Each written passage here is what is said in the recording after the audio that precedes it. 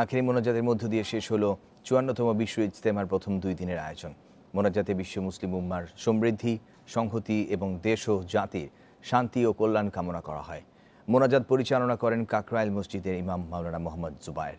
এদিকে মাওলানা সাদের অনুসারীরা রোববার সকাল ৭টার আগে মাঠে প্রবেশ করতে পারবে না বলে জানিয়েছে পুলিশ।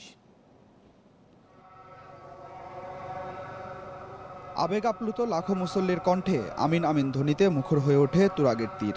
আল্লাহর কাছে আত্মসমর্পণে ব্যাকুল হয়ে ইজতেমা ময়দানে আখেরি মোনাজাতে অংশ নেন তারা।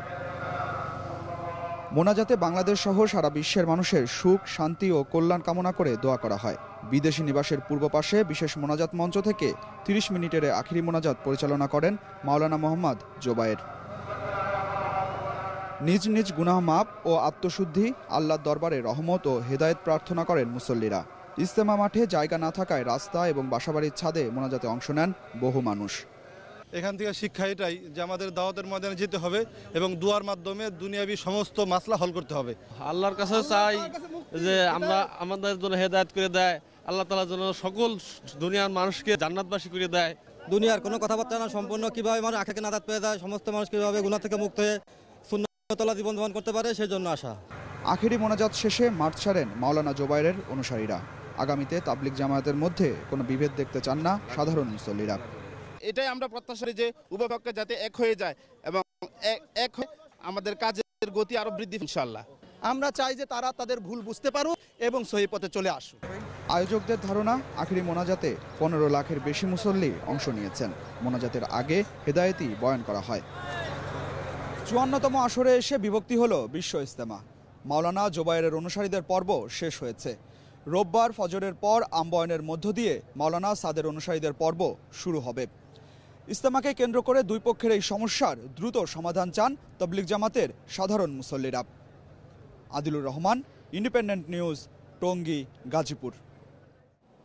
টঙ্গী ইজতেমা ময়দানে আছেন সহকর্মী আদিলুর রহমান, সেখানকার সবশেষ খবর জানবো তার কাছ থেকে। আদিলুর, জুবায়েরপন্থীরা সবাই মাঠ ছেড়ে গেছেন কিনা, আর সাদপন্থীদের সকাল ৭টার আগে মাঠে ঢোকা নিষেধ, আশেপাশে কেউ অপেক্ষা করছে কিনা?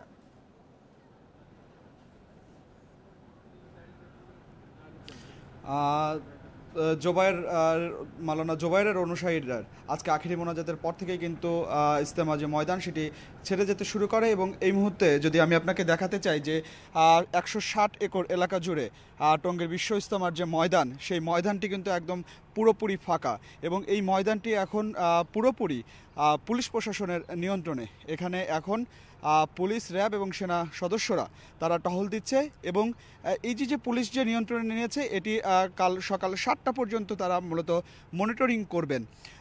কিছুক্ষণ আগে মাওলানা জুবায়েরের অনুসারীদের নেতৃস্থানীয় কয়েকজন মুরব্বী এবং মাওলানা সাদের অনুসারীদের নেতৃস্থানীয় কয়েকজন মুরব্বীর সাথে স্থানীয় সংসদ সদস্য এবং যুব ক্রীড়া প্রতিমন্ত্রী Zahida Hasan Russell, Dhaka metropolitan police commissioner Asaduzzaman Mia এবং গাজীপুর মেট্রোপলিটন পুলিশ কমিশনারের সাথে তারা কিন্তু একটি বৈঠক করেছেন এবং সেই বৈঠকের পরে ইজতেমা মাঠের যে ব্যবস্থাপনার যে দায়িত্ব সেটি কিন্তু মাওলানা সাদের অনুসারীদেরকে বুঝিয়ে দেওয়া হয়েছে এবং আজকে রাতে শুধুমাত্র এই মাঠে প্রবেশ করতে পারবে মাওলানা সাদের অনুসারীদের যারা ব্যবস্থাপনার দায়িত্বে যারা থাকবেন তারা। তবে কোনো মুসল্লি কিন্তু কাল সকাল ৭টার আগে এই ইজতেমা ময়দানে প্রবেশ করতে পারবেন না এবং আমি কিছুক্ষণ আগে ইজতেমা ময়দানের আশপাশের এলাকাগুলো ঘুরে এসেছি, সেখানে কিন্তু মাওলানা সাদের অনুসারীদের কাউকে অপেক্ষা করতে দেখিনি। এখন মাওলানা জুবায়েরের যারা অনুসারী ছিলেন, দুদিন তারা ইজতেমায় অংশ নিয়েছিলেন, তারা কিন্তু বিভিন্ন পরিবহনে করে তাদের গন্তব্যে যেতে শুরু করেছেন। মাওলানা সাদের অনুসারীদের কয়েকজনের সাথে আমার কথা হয়েছে, অর্থাৎ যারা ব্যবস্থাপনার দায়িত্বে থাকবেন, তারা বলছেন যে কালকে তারা ফজরের নামাজ পড়ে বাইরে, এই ফজরের নামাজটি তারা বাইরে পড়বেন এবং এরপরেই তারা ইজতেমা ময়দানে আসবেন এবং এমনটিই কিন্তু স্থানীয় প্রশাসনের পক্ষ থেকেও কিন্তু সেই নির্দেশনাটি দেওয়া হয়েছে। তবে মাওলানা সাদের অনুসারী যারা আছেন তারা বলছেন যে কালকে কয়েক হাজার বাসে এবং ট্রাকে করে মুসল্লিরা কিন্তু এই তবলিগ জামাতের বিশ্ব সম্মেলন যেটি এই তুরাগ তীরে তারা কিন্তু আসবেন এবং তারা বলছে তারা এটিকে সফল করবেন। আপনাকে আর একটি তথ্য না জানালেই নয়, সেটি হচ্ছে যে 18 তারিখ আখেরি মোনাজাতের মধ্য দিয়ে মাওলানা সাদের অনুসারীদের পর্বটি শেষ হওয়ার কথা, কিন্তু মাওলানা সাদের অনুসারীরা আরও একদিন সময় চাচ্ছেন, অর্থাৎ তারা চাচ্ছেন যে মঙ্গলবার আখেরি মোনাজাতের মধ্য দিয়ে শেষ করতে। এই বিষয়টি নিয়ে কিন্তু এখন পর্যন্ত কোনো সিদ্ধান্ত হয়নি। স্থানীয় প্রশাসন যে 18 তারিখে অনড় ছিলেন এখন পর্যন্ত সেটিই আছেন। কালকে নাগাদ হয়তো বা জানা যাবে যে মাওলানা সাদের অনুসারীরা কবে আখেরি মোনাজাতটি পরিচালনা করছেন। তো টঙ্গীর তুরাগ তীর থেকে আমার কাছে ছিল এটি সর্বশেষ।